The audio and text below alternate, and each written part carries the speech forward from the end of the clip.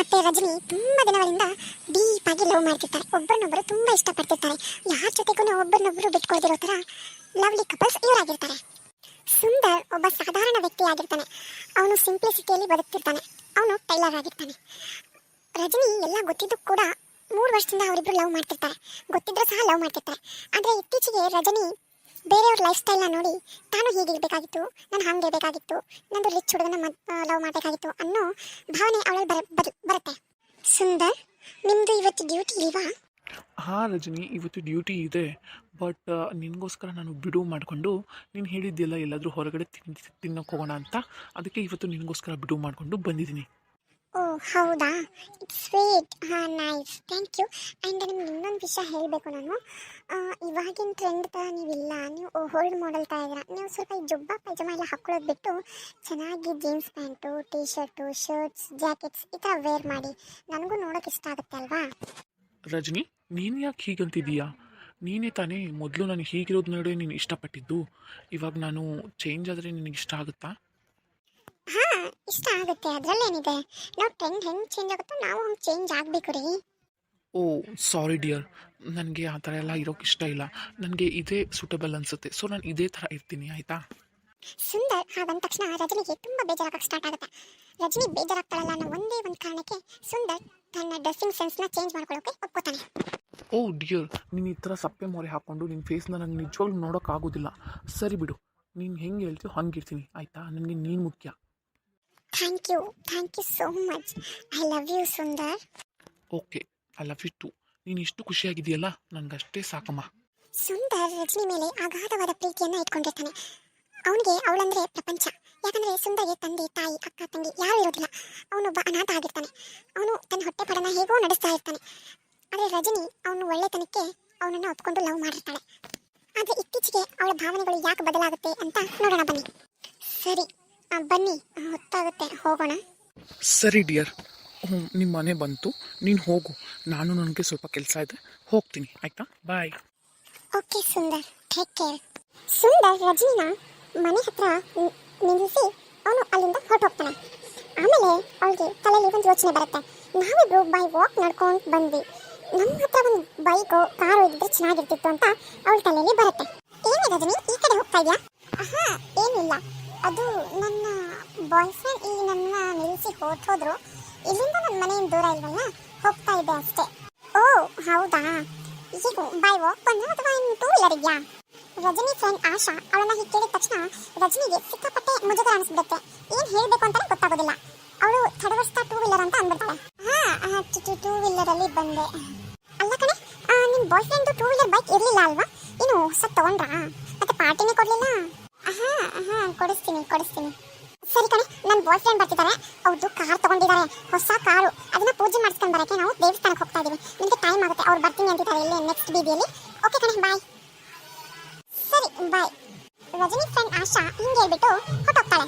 ಛೇ, ಈ ಹಾಳಾದ ಆಶಾ ಬಾಯ್ ಫ್ರೆಂಡ್ ನೋಡಿದ್ರೆ ಕಾರ್ ಇದೆ, ಅವಳು ಪೂಜೆ ಮಾಡಿಸ್ಕೊಂಡು ಬರ್ತೀನಿ ಅಂತ ಹೊಟ್ಟೆ ಬೇರೆ ಉರಿಸ್ತಾಳೆ. ಆದರೆ ನನ್ನ ಬಾಯ್ ಫ್ರೆಂಡು ಒಂದು ಸೈಕಲ್ ಹೋಗಲಿ 2 ವೀಲರ್ ಸಹ ಇಲ್ಲ. ನಾನು ಬಾಯಲ್ಲಿ ತಪ್ಪಿ 2 ವೀಲರ್ ಅಂತ ಹೇಳಿಬಿಟ್ಟೆ. ಇವಾಗ ಸುಂದರ್ಗೆ ಹೇಳಿ ಹೊಸ ಬೈಕ್ ತಗೋಬೇಕು ಅಂತ ಹೇಳ್ತೀನಿ. ಏನಂತಾನೋ ಏನೋ, ನನ್ನ ಕರ್ಮ. ನಾನು ಮೊದಲೇ ಹೈಫೈ ಹುಡುಗನ್ನ ನೋಡಿ ಲವ್ ಮಾಡಬೇಕಾಗಿತ್ತು. ಈ ಕಮಂಗಿ ಅಂತವನ್ನ ಲವ್ ಮಾಡಿ ಇವಾಗ ನಾನು ಅನುಭವಿಸ್ತಾ ಇದ್ದೀನಿ. ನನ್ನ ಫ್ರೆಂಡ್ಸ್ ಎಲ್ಲ ಒಳ್ಳೊಳ್ಳೆ ಹುಡುಗರನ್ನ, ಗಂಡಂದ್ರನ್ನ ಮದುವೆ ಆಗಿದ್ದಾರೆ. ನಾನು ಮಾತ್ರ ಇವನ್ನ ಮದುವೆ ಆಗಬೇಕು. ರಜನಿ ಹೀಗೆಲ್ಲ ಮಾತಾಡಿಕೊಂಡು ಬೇಸರದಿಂದ ಹೀಗೆ ದಿನಗಳನ್ನ ಕಳೀತಾ ಇರ್ತಾರೆ.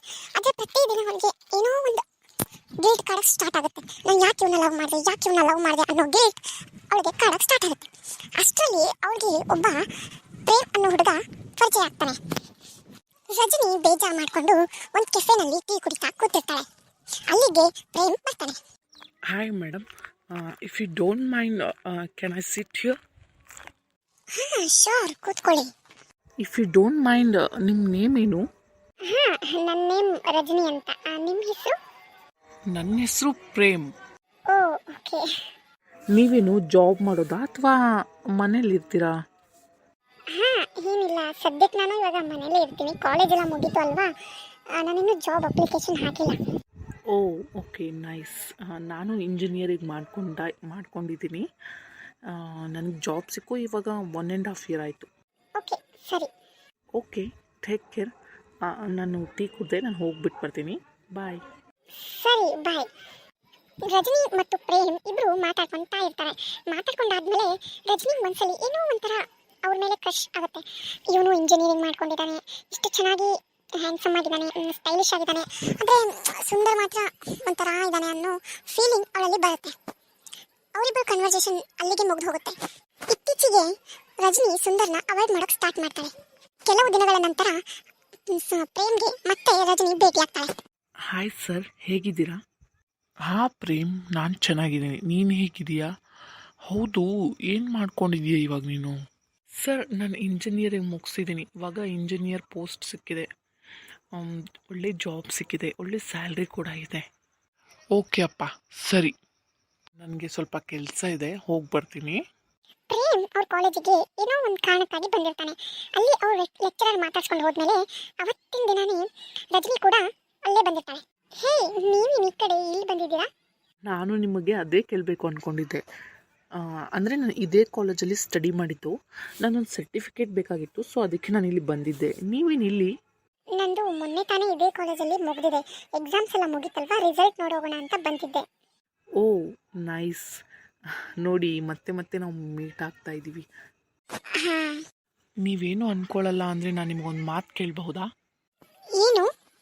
ಅವತ್ತು ಕೆಫೆನಲ್ಲಿ ನಿಮ್ಮನ್ನು ನೋಡಿದಾಗಿಂದ ನನಗೆ ನೀವು ತುಂಬ ಇಷ್ಟ ಆಗಿಬಿಟ್ಟಿದ್ದೀರಾ.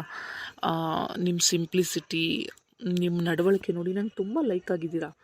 ಸೊ ನಾನು ನಿಮ್ಮನ್ನು ಮದುವೆ ಆಗ್ತೀನಿ. ಪ್ರೇಮ್ ರಜನಿಗೆ ಹೀಗೆ ಹೇಳಿದ್ ನೋಡಿ ಅವಳಿಗೆ ತುಂಬಾ ಮುಜುಗರ ಆಗಿರುತ್ತೆ. ಅವಳಿಗೂ ಅವ್ನು ಇಷ್ಟ ಆಗಿರ್ತಾನೆ ಅಲ್ವಾ, ಅವತ್ತಿಂದನೇ ಅವಳಿಗೂ ಅವನ ಮೇಲೆ ಕ್ರಶ್ ಆಗಿರುತ್ತೆ. ಸೊ ಅವಳು ಏನು ಮಾಡ್ಬಿಡ್ತಾಳೆ, ಹ್ಞೂ ಅಂತ ಒಪ್ಕೊಂಡ್ಬಿಡ್ತಾಳೆ. ಒಂದು ಕಡೆ ಸುಂದರ ಒಂಥರ ಇದ್ದಾನೆ, ಅವನು ಓಲ್ಡ್ ಮಾಡಲ್ ಇದ್ದಾನೆ, ಅವನ ಹತ್ರ ದುಡ್ಡಿಲ್ಲ, ಅವನ ಹತ್ರ ಬೈಕ್ ಇಲ್ಲ, ಕಾರ್ ಇಲ್ಲ ಅನ್ನೋ ಒಂದು ರೀಸನ್ ಆಗಿಬಿಟ್ರೆ, ಪ್ರೇಮ್ ಹತ್ರ ಎಲ್ಲ ಇದೆ, ಎಜುಕೇಷನ್ ಇದೆ, ಸ್ಟೈಲಿಶ್ ಆಗಿದ್ದಾನೆ, ಚೆನ್ನಾಗಿದ್ದಾನೆ, ಅವ್ನ ಲೈಫ್ ಸೆಟಲ್ ಇದೆ ಅನ್ನೋ ಒಂದು ಕಾರಣಕ್ಕೆ ಇವನಿಗೆ ಒಪ್ಕೊಂಡು ಸುಂದರ್ಗೆ ಮೋಸ ಮಾಡಿಬಿಡ್ತಾಳೆ. ಓಕೆ, ನಮ್ಮ ಮನೆಗೆ ಬಂದು ಮಾತಾಡಿ ರಜನಿ ಮತ್ತು ಪ್ರೇಮ್ ಇಬ್ಬರು ಮನೆಯಲ್ಲೂ ಇವ್ರ ಮದುವೆಗೆ ಒಪ್ಕೋತಾರೆ. ಈ ವಿಷಯ ತಿಳ್ಕೊಂಡ ಸುಂದರ್ಗೆ ತುಂಬಾ ಬೇಜಾರಾಗುತ್ತೆ. ನನ್ನ ರಜನಿ, ನಾನು ನಂಬಿದ ಹುಡುಗಿ, ನನ್ನ ಸಿಂಪ್ಲಿಸಿಟಿ ನೋಡಿ ಅವಳು ನನ್ನನ್ನು ಇಷ್ಟಪಟ್ಟಿದ್ಲು. ಆದರೆ ಇವಾಗ ಅವಳು ನನ್ನ ಹತ್ರ ದುಡ್ಡಿಲ್ಲ, ನಾನು ನೋಡೋಕ್ಕೆ ಒಂಥರ ಇದ್ದೀನಿ ಅನ್ನೋ ಕಾರಣಕ್ಕಾಗಿ ನನ್ನನ್ನು ಬಿಟ್ಬಿಟ್ಟು ಇನ್ನೊಬ್ಬವನ್ನು ಮದುವೆ ಆಗ್ತಿದ್ದಾಳೆ. ಛೇ, ಅಲ್ಲ, ದುಡ್ಡು ಇವತ್ತಿರುತ್ತೆ, ನಾಳೆ ಹೋಗುತ್ತೆ, ಆದರೆ ನಮ್ಮಿಬ್ಬರ ಪ್ರೀತಿ ಯಾವತ್ತಿಗೂ ಸಾಯೋದಿಲ್ಲ.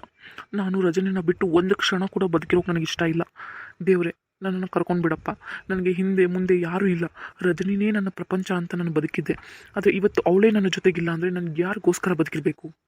ಸುಂದರ್ ಮನಸ್ಸಿಗೆ ತುಂಬಾ ಬೇಜಾರು ಮಾಡ್ಕೊಂಡು ಒಬ್ಬನೇ ಯೋಚನೆ ಮಾಡ್ತಾ ಕೂತಿರ್ತಾನೆ. ಅಲ್ಲಿಗೆ ಅವ್ನ ಫ್ರೆಂಡ್ ಬರ್ತಾನೆ.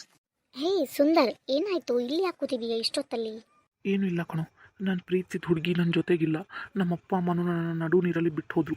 ನನಗೆ ಅಕ್ಕ ತಂಗಿ ಅಣ್ಣ ತಮ್ಮ ಯಾರೂ ಇಲ್ಲ, ನಾನೊಬ್ಬ ಒಂಟಿ. ಇವಾಗ ನಾನು ಪ್ರೀತಿಸಿದ ಹುಡುಗಿ ಕೂಡ ನನ್ನ ಬಿಟ್ಟು ಹೋಗಿದ್ದಾಳೆ. ನನಗೆ ಈ ಪ್ರಪಂಚನೇ ಬೇಡ, ನಾನು ಏನಾದರೂ ಮಾಡಿಕೊಂಡು ಸತ್ತೋಗ್ಬಿಡ್ತೀನಿ ಕಣೋ.